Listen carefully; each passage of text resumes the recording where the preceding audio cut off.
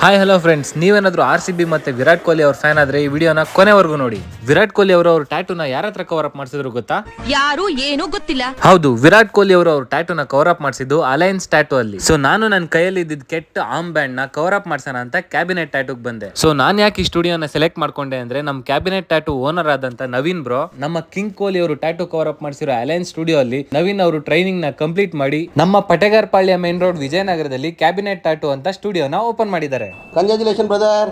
Government certified ಆಗಿರೋ cabinet tattoo ಅಲ್ಲಿ clean and hygienic ಆಗಿ ಟ್ಯಾಟೂ ಹಾಕೊಡ್ತಾರೆ. ನನ್ನ ಆಂಬೆಂಡ್ ನಾನು ಕವರ್ ಅಪ್ ಮಾಡ್ಸಕ್ಕೆ ನಾನು ಈ ಡಿಸೈನ್ ನ ಸೆಲೆಕ್ಟ್ ಮಾಡಿದೆ.